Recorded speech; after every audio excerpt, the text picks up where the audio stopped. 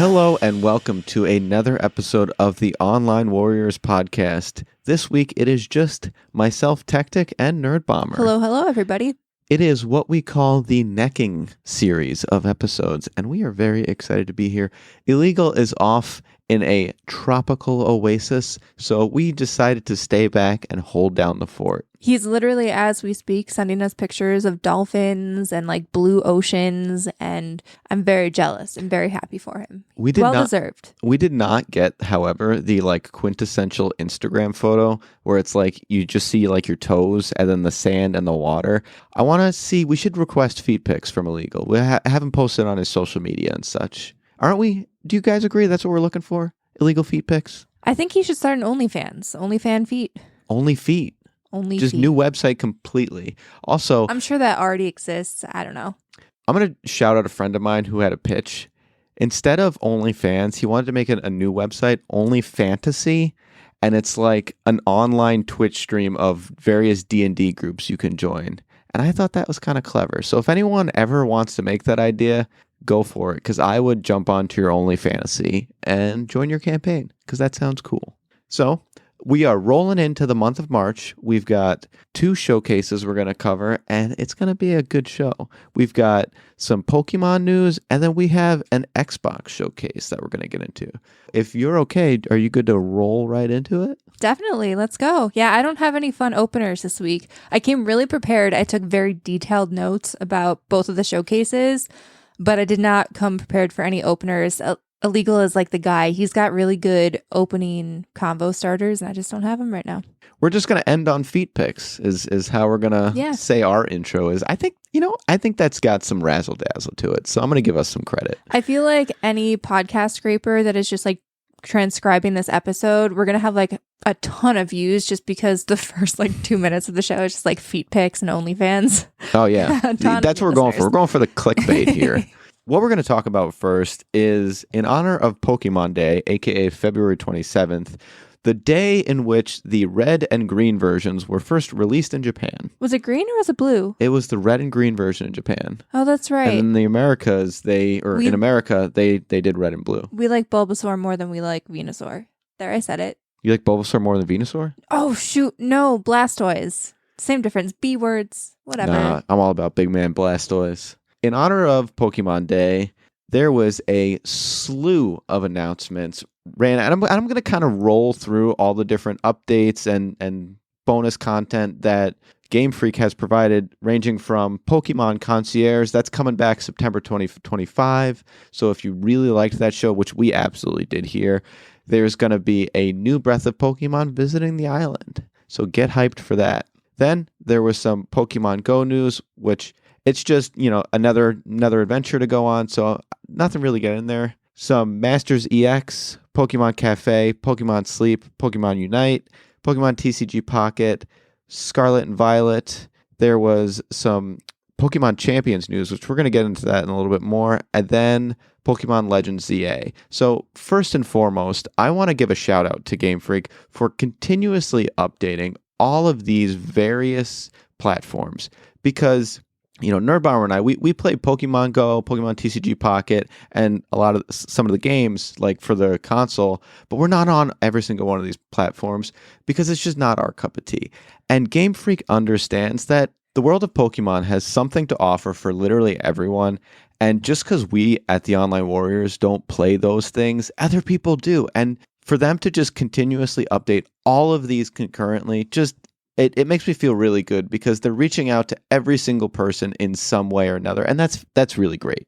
And I would love to see how many people, like, I guess it doesn't really matter, but like the player numbers for stuff like Pokemon Cafe Remix and Pokemon Sleep. Like, I'm just really curious how many people are part of that ecosystem. And I think that would speak even more volumes because in my brain, I don't feel like a ton of people are involved in those, but maybe they are. I mean, especially when you're talking about like app games, that always surprises me how many people are playing them. And I'm just curious to see like how much resources, the Pokemon company is expending. And I'm sure, some of these are being outsourced to outside developers. I know like Pokemon Go is technically Niantic, but yeah, it's just kind of crazy how many irons they have in the fire. It's got to be like something somewhat profitable, specifically Pokemon Sleep. I'm glad you mentioned that one because the animation reel that they put together for Pokemon Sleep was badass. Like, so they have to have the justification to put in that level of effort. Like, it opens with Darkrai just opening up like this out of this portal and then trying to shed darkness, and it looked so cool. Like, if I was into Pokemon Sleep, which I really just don't have the bandwidth to add more things to keep track of. I mean, technically you're supposed to be doing that while you sleep, so you don't need the bandwidth, but that does not make sense to me. That's part of the reason why. But that looked really cool. And so again, shout out to Game Freak for keeping this up. Now, within that slew of things, the first thing I want to make mention of is on Pokemon TCG Pocket, they announced new EX Pokemon, Lucario and Galadia, but their HP was like crazy. They were Mega Pokemon, and I believe this was actually for like the regular card game and not just TCG Pocket. I think it was for both. Could be. Because, well, here's the other thing. It showed the cards, and on the bottom of the card, it identified the points, and the points is specific to the abbreviated TCG Pocket game. I didn't think so. It says +3 points for taking that card down, which that would help make it balanced, so it's like big risk, big reward within TCG. And so I get why, you'd be hesitant to play those, but like after you lose your first Pokemon, who cares, right? You've got, whether it be +3 points, +2 points, it's going to wipe you out regardless. So I think if it is, in fact, if I'm correct in saying that it's a part of TCG Pocket, it is going to be grossly unbalanced. Yeah, I guess we'll see. I don't know. I thought there was a point system for the regular physical game as well, but I haven't played that in so long, I honestly couldn't tell you. So then the next thing that I want to make mention of is Pokemon Champions. This is a battle platform that's both through mobile as well as the Switch, in which you can battle your Pokemon, you can pull Pokemon from Pokemon Home, and so you have basically the entire breadth of Pokemon that you collected to battle anyone all over the world. And what was really interesting to me is the battles that they showed. It was a Terraform versus a Mega Pokemon. And that, to me, I'm very curious how they're going to maintain that balance without just having one just be a tank that you're just chipping away at. Well, yeah, it's pretty crazy because one of the reasons too, so like online battling in the Pokemon games has always been pretty huge. I've never gotten really into it that much, but basically ever since in the DS version, like the 3DS games, when they started really utilizing the online networks, online battling became huge. And it was always, you were limited to what you were able to do in the game. Like there was really no crossover between games because of that reason. Like Mega Pokemon and Terra Evolved Pokemon were very, very different. The mechanisms were different. Even when you're talking about like in the Pokemon games for the most part, like you were basically going up against other Terra Pokemon because it just usually worked out that way in battles that like you would be Terra against Terra. So it is going to be really interesting. I don't know how they're going to balance that. Overall, though, like this title is also very interesting to me because, as I just mentioned, the new games, would kind of reinvigorate the online battling community, and you would have subsects of people who stayed with, now I'm going back to like 3DS games, but like Sun and Moon people would continue to play that, X and Y people would continue to play that. When the Switch games came out, there were still people playing on the 3DS, and there were just subsections of people battling online because they liked a certain type of meta. And it almost seems to me like, will they continue to include the online multiplayer battles in the mainline installations of the game now that they have this title out there? Or is this going to be the primary way that people now battle online? Because when you look at a game we're going to talk about in a little bit, like the Legends series, the battle mechanisms in those games are very different. So is this kind of Game Freak's way to preserve that, turn-based player versus player battles while kind of being able to move away from it in the mainline series games? I don't think they're turning away from anything. I think they're just trying stuff. So I think the reason, and I'll mention the way, are we good to roll into ZA? I mean, sort of. I just kind of wonder, like, do you think that they're going to decouple this and online battling from the core game series? No, I think that the regular turn-based battle will stay as a facet of Pokemon forever. But like, why would you do that if you can also turn-based battle in Pokemon Champions? And like, you're basically dividing your player base at that point. So this is kind of like a Dragon Ball Z canon non-canon conversation. And the reason why I say this is because with the introduction of the Legends Pokemon, so Legends of Arceus, and as well as just the other games like Scarlet and Violet, for example, that seemed to be a divide in which the way that Pokemon battles and interactions happen. And so Pokemon Violet had maintained the turn base, whereas Legends of Arceus had you're kind of interacting with them in the wild. And so it's not so much that one is taking over as the new form of battle. It's just this is specific to the Legends, whereas the other versions that are not part of the Legends series of games are going to be the turn-based. I understand, but like this is going to be, I believe, like Game Freak's turn-based battles. So now you have a title, whatever the next iteration on Scarlet and Violet is, right? And that's going to be your turn-based battle. You have your online battles and that, but why would you bother playing that if you can take your Pokemon from Scarlet and Violet, import them into Pokemon Home, and just, battle in Pokemon Champions? So like, are they going to not have that feature in like whatever the next colored name game is? Do you know what I'm saying? Kind of like you're asking, are they going to get rid of the online battling right? component? Like it's kind of like, for example, if a game like Halo, consistently used to launch Halo 1, 2, 3, 4, Infinite is like campaign paired with multiplayer.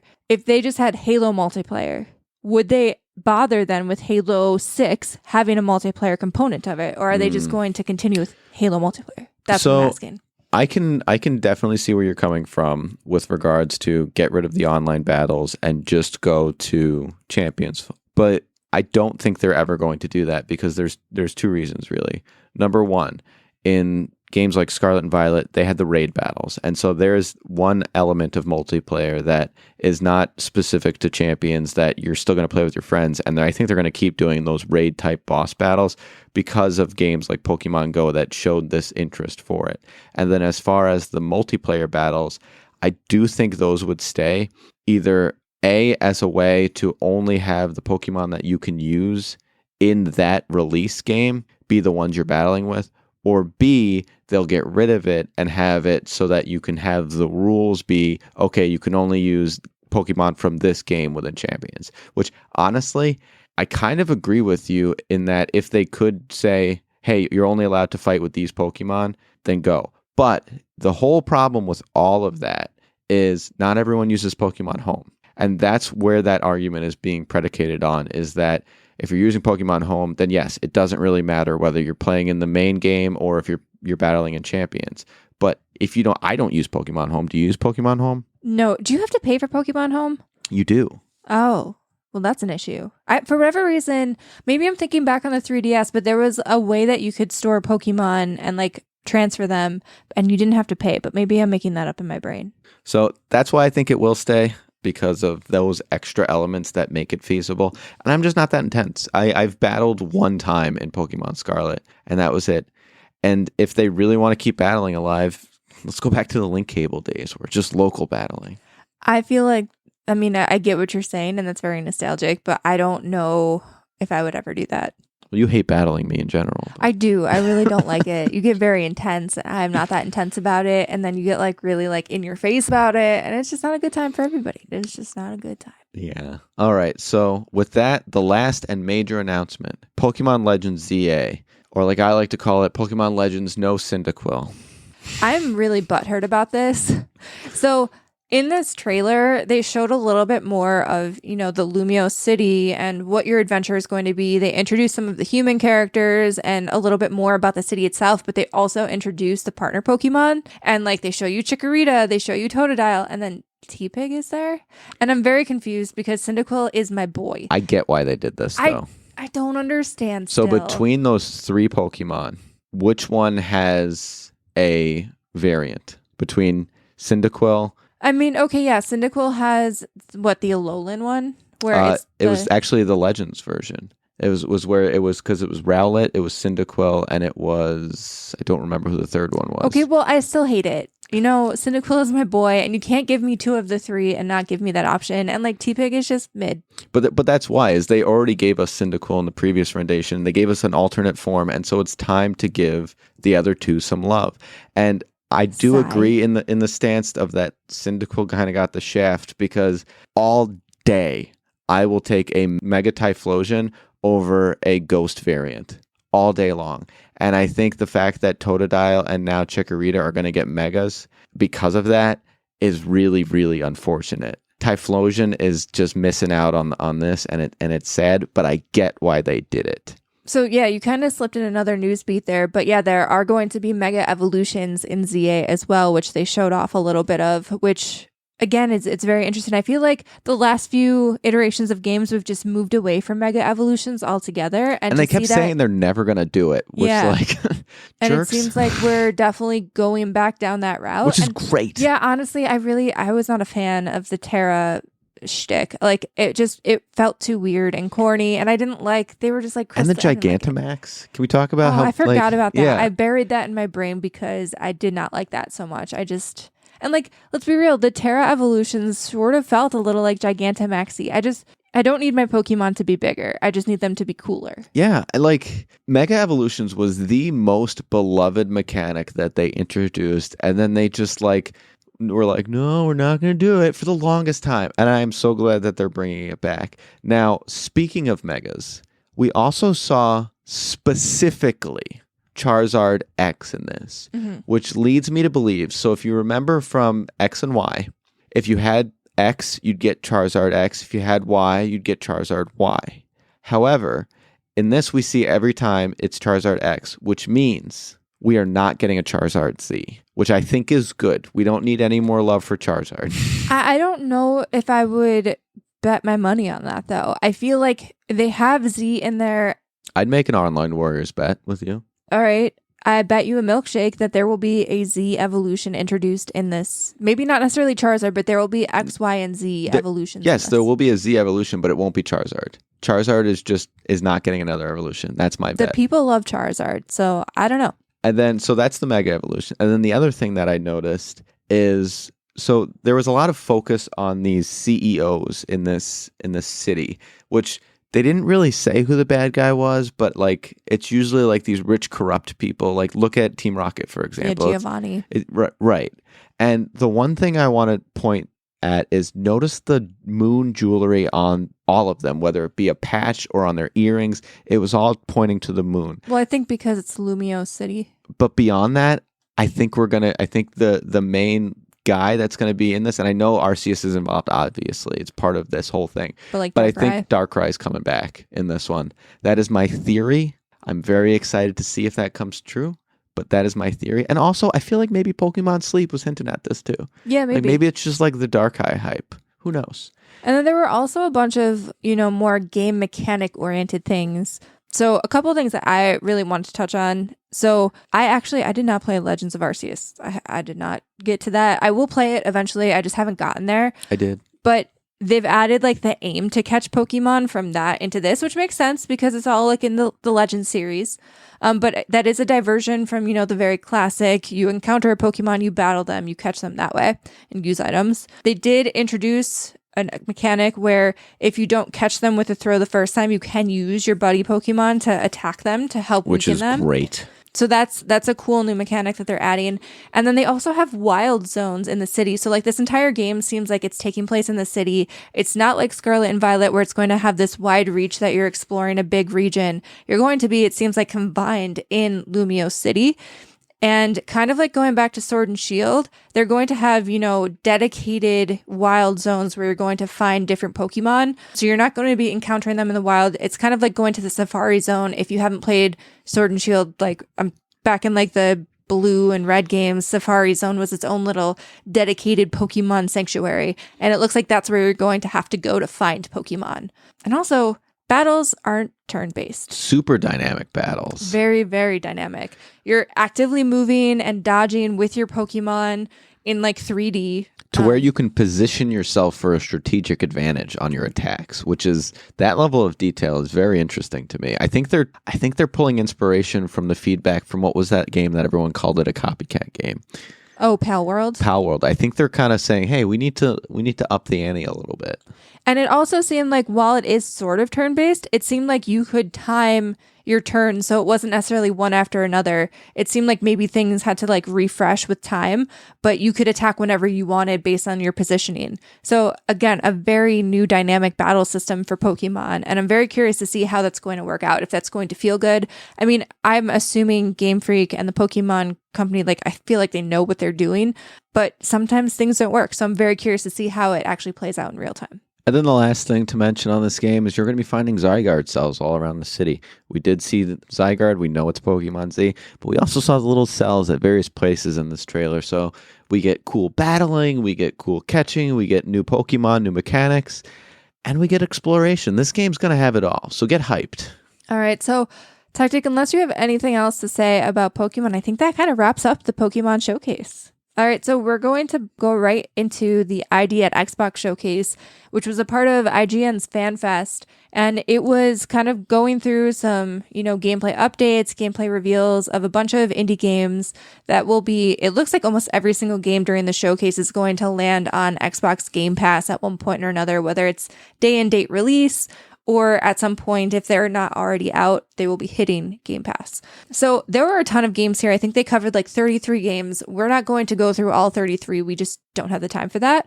But Techtic and I watched the showcase, and then we sat down and kind of put our heads together and talked about basically what our favorite games were. And so we're going to really focus on, I think we have the top like 8 that we each chose like 4 of our favorite ones. And we're going to talk through those, tell you a little bit about each game and what we thought about them.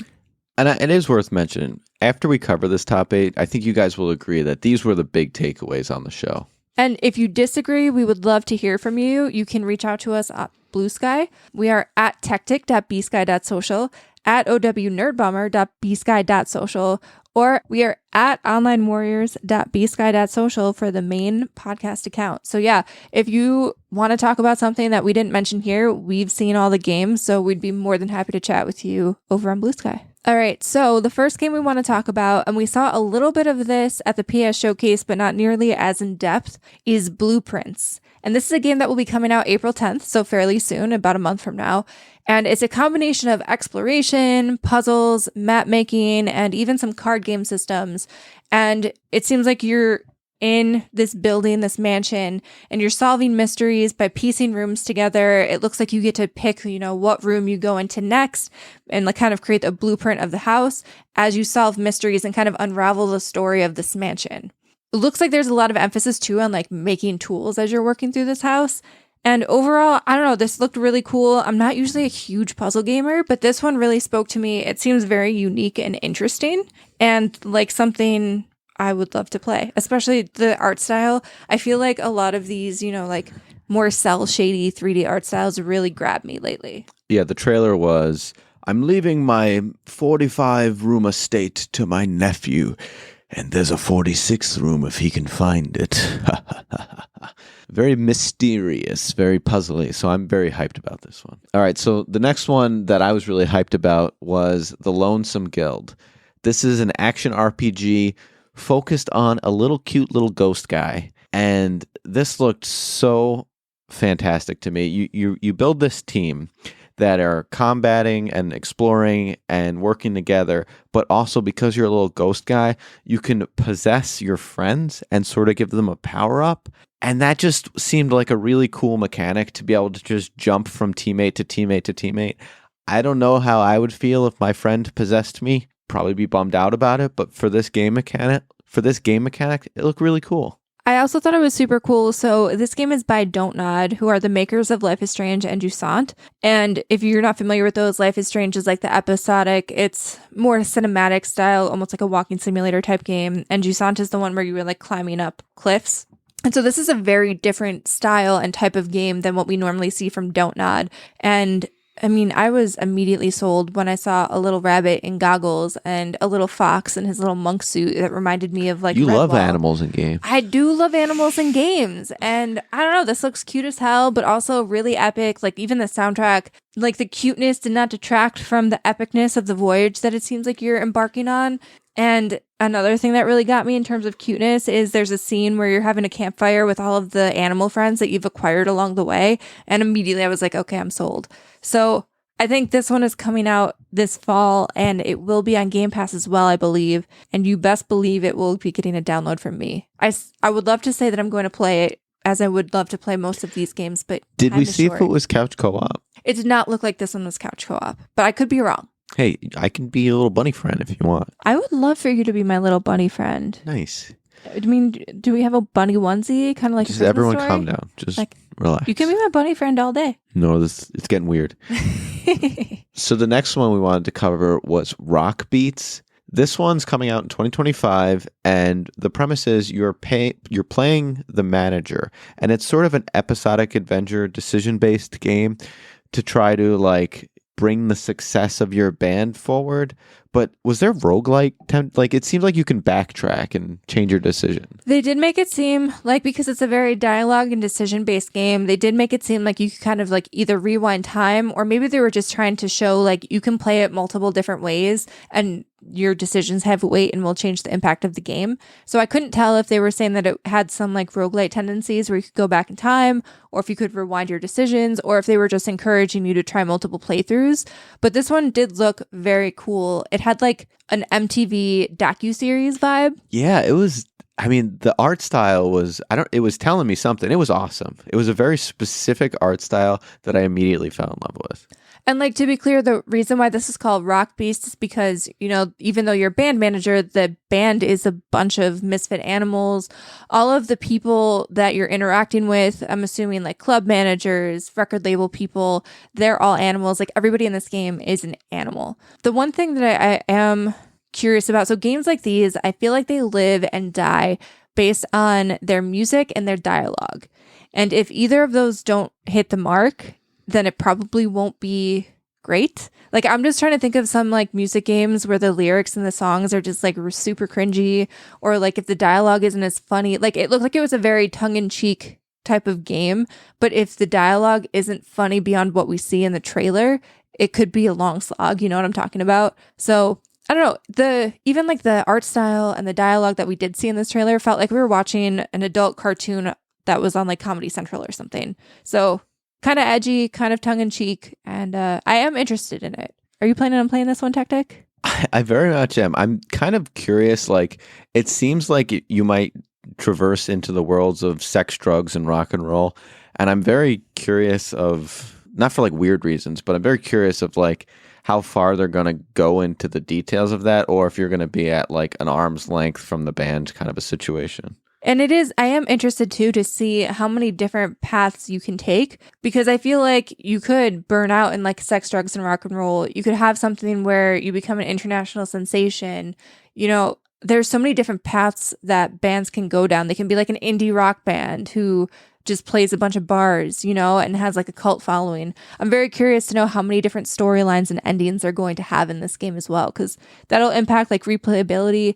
And one of the things that I always love about these type of games, like Telltale games specifically, was that like my playthrough would be so much different than your playthrough, and at the end we could compare decisions and like what happened. Yeah, and it gives you a readout. I hope this game gives like a report out at the end like Telltale did. Mm-hmm. That'd be just fantastic. Absolutely. I mean, I could see this being a game too that is very streamable, because you can ask your audience for, you know, decision-making help and that kind of stuff. So before we get any further into the ID at Xbox Showcase reveals, we're going to take a quick break. But before we do, I'm going to steal a Legals line here. We would be remiss if we didn't shout out our awesome Patreon producers, Lloyd Weldy and Stephen Keller. Lloyd and Steven subscribe to our Patreon at the highest level, the night level, and they get all sorts of perks like our exclusive secret segments, our video vlogs. I just put up the video vlog for February. It's a great one. I'm wearing the Online Warriors jersey. It's super cool, as well as occasional guest spots on the show. If you want to be as cool as Steven and Lloyd, I know I do, head on over to patreon.com/Online Warriors podcast, where you'll find our 3 different tiers of support: the lowly page, the gallant squire, and the knights of our round table, with all sorts of fun perks and benefits. So thanks again to Steven and Lloyd. And now we're off to the break.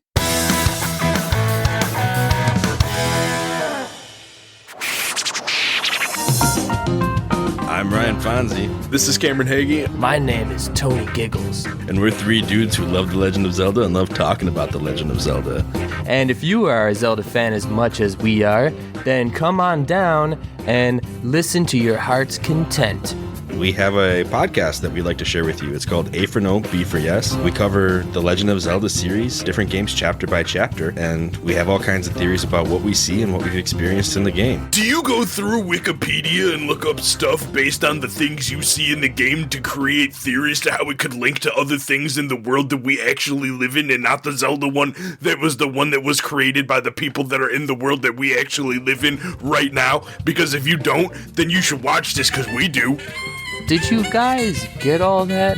If not, oh, you didn't. Okay. So we are A for No, B for... All right, I'll stop.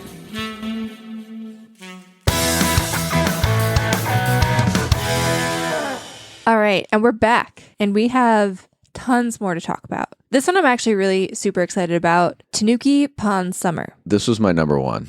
So this one's coming out late 2025. Just want to get the release date out there. But when they introduced the game, it looked like it was just going to be another cozy game. Don't get me wrong. I love me some cozy gaming. But they were like, it's going to be a courier life sim. And it was a very cute character. And I was like, all right, well, I've seen this film before. I know the ending. But I didn't. It looked cozy at first, and all of a sudden it was like, bam, this is a BMX game. Let's go. Yeah, the tricks that this raccoon was doing was like so uncalled for, but amazing. And then, like, not only was he BMXing, but then he was playing baseball. He was like boxing somebody. Sumo wrestling. Drumming. Playing, yeah, like, what is happening here? There's rhythm gaming. There's like QuickTime events. There's BMXing.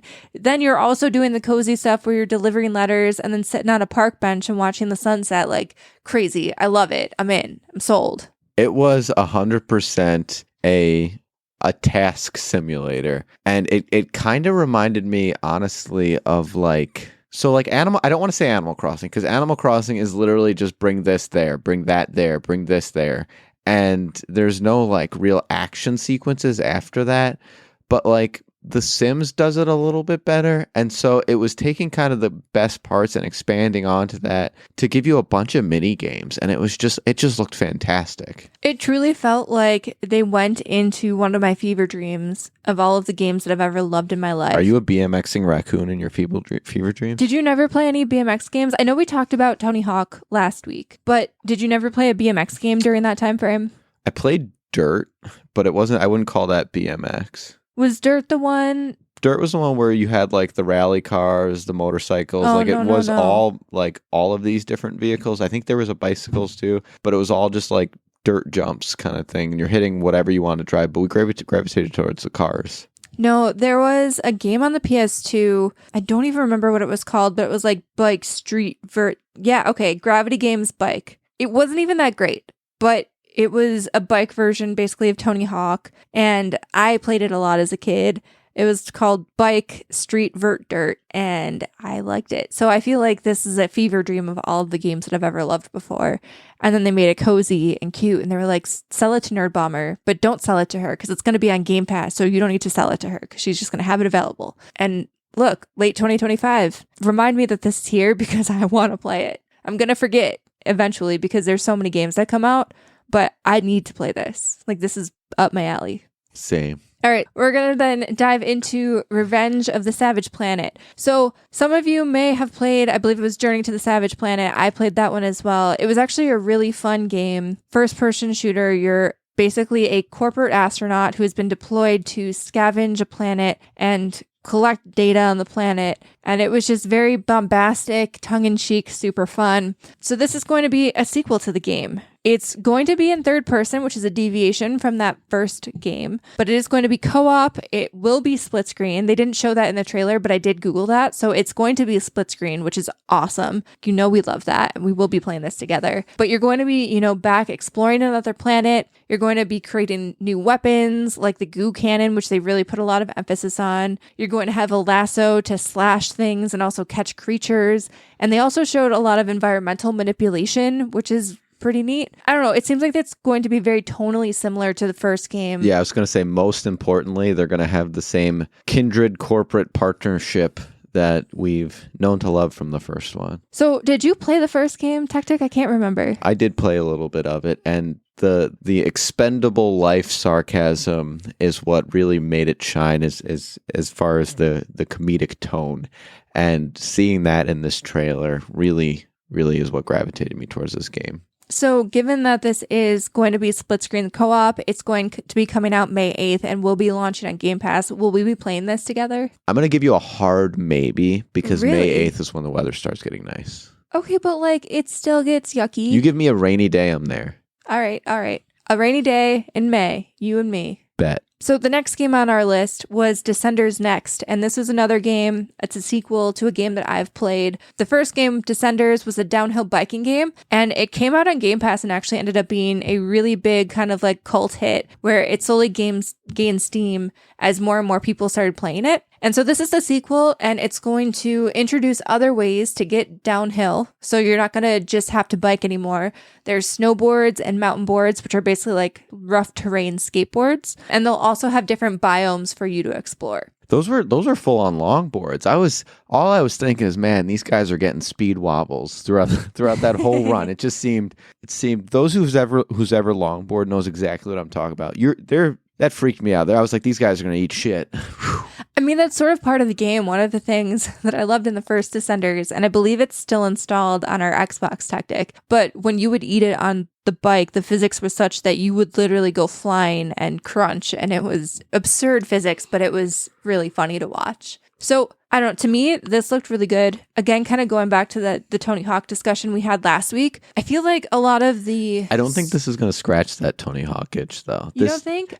This just seemed like a downhill racing game. See, but I wasn't more so thinking Tony Hawk, but last week we talked about SSX, because I remember I had a really hard time pronouncing that. And a lot of the snowboarding games have been almost like hyper-realistic. I'm just... to rehash last week's conversation, things like Steep, they lean into the hyper realism, and the speed and arcadiness of this game, I feel like might be able to scratch the SSX itch that I've been missing. You said that flawlessly, by the way. I really had to concentrate. It was really difficult. My brain was working overtime. Yeah, maybe.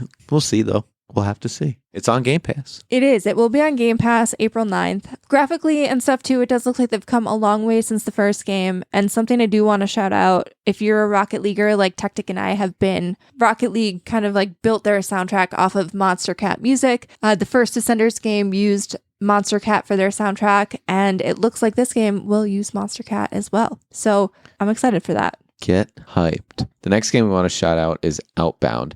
This is coming out in 2026, and it is I guess we'll call it van life simulator. This is where you're going to be exploring, and you've got sort of a single camper that you can customize. You can build a little room on top of it. It's very cozy and artistic, and there's a lot of like gardening and building of your greenhouse, and it felt very warm to me. And if you have a hard day at work and you just want to sit back and relax, this is your game. This kind of gave me vibes like the RV life simulator of Disney Dream Life Valley or Animal Crossing, because like you're mining for resources, you're building a garden, and it's like all the things that you do in those type of games, but you're on the road. So I feel like it is a very niche genre for it to be in. I feel like I haven't seen a ton of like RV life simulators.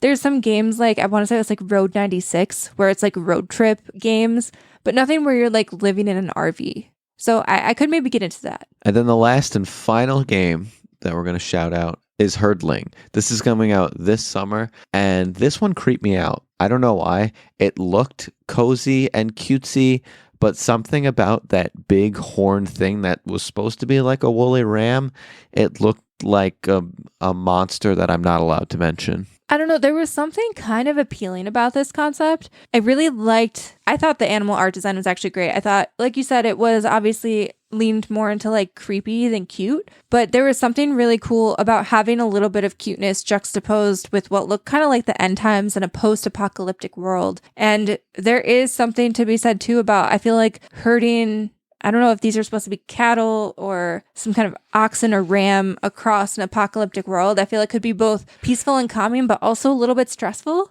Do you know what would be cool? I really hope this is actually herding mythological creatures. I think that's kind of what they're going for. Like, can you I can't tell, imagine but- like fishing for Nessie? That'd be so relaxing yet so cool. If I wonder, and there probably is something out there, and we don't have time right now to do some real-time research, but that kind of makes me wonder, like, do you think there's a Loch Ness Monster game out there? Get in on the ground floor, folks. We're about to make one.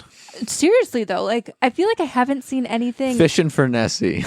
I mean, now there has to be. It feels like such an easy topic to mine. You know, like somebody out there has probably done it. I'm sure if we like hunted Steam, there's probably a Loch Ness Monster or something, or even like a Loch Ness Monster simulator. I know we're kind of tangenting right now, but just I got it. Just ride with me here. Like Pokemon Snap, but instead of being the photographer, you're Nessie trying to evade photographers. You're getting there. Tales of the Crypt, and the whole game is finding all of but it's like cozy vibes. It's like cutesy cozy vibes, and you're just finding all these different stories, and you're learning a little bit about the stories along the way. We should make like a That's my pitch. compendium of Loch Ness Monster, like Nessie games. We can call our studio Nessie Inc. And Online Warriors. We already have a studio. Okay, but like if we're only making Loch Ness Monster games, think about like a hardcore heavy metal Loch Ness Monster game you could do too. Like we can hit Loch Ness Monster in every genre. Let's go. All right, maybe. So with that, that was the showcase. All of them are coming to Game Pass, so get hyped. If you have Game Pass, they are coming to you. And so now it's time to swing over to the best part of the show, the What Are You Up To Wednesday? And I'm going to let Nerdbomber go first. All right, so I had two major things that I did this week. The first was that I went to a bachelorette party. So Whoop. yeah, I'm a little sleepy today, but I'm pushing through, and we watched all the topics, and we did the episode, and we did the thing, and I had a good time, and I hope the bride had a good time, and here we are, you know, bachelorette season. Shout out to dancers. There were no dancers.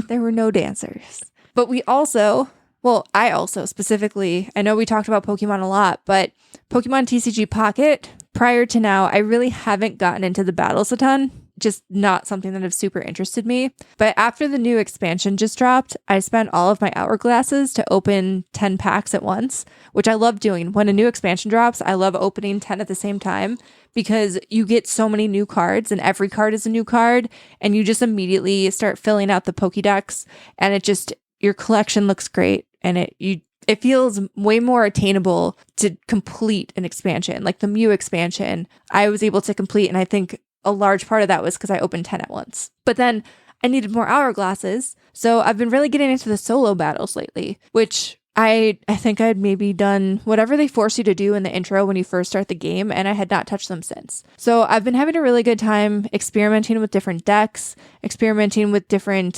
for every, you know what deck you're going against every time you get into a solo battle.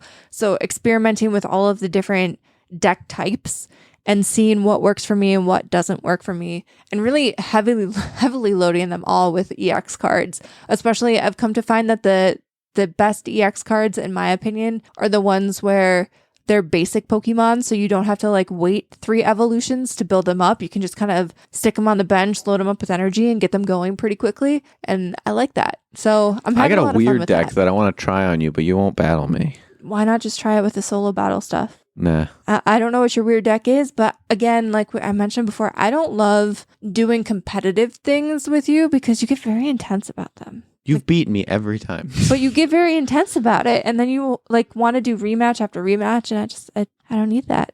I don't need it. Fair enough. So that's kind of been, my week, finishing up the latest episodes of Love is Blind. I don't really think we watched anything other than that, catching up on the latest episode of Severance, which was really good. You kind of get some, I don't want to give any spoilers, so I guess I won't talk about it, but you get some more background into the characters pre-series. So I don't know, pretty good episode. Considering the season started with me thinking that it jumped the shark completely, I'm really coming around to it again this season, and it's winning me back over. Is that it? Yeah. Okay. Techtic, what you got?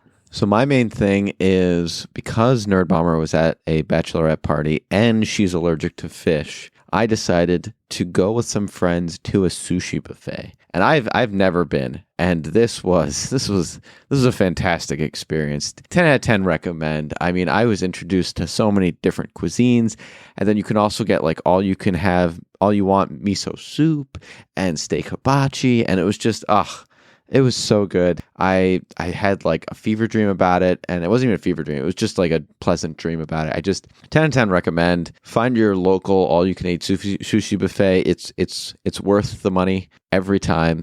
Do it. Recommend it. And if your wife is allergic to seafood, wait for her to go to a bachelorette party and then do it. That's all I have. All right. So that's going to just about wrap us up for this week. Next week, Illegal should be back driving the ship for us.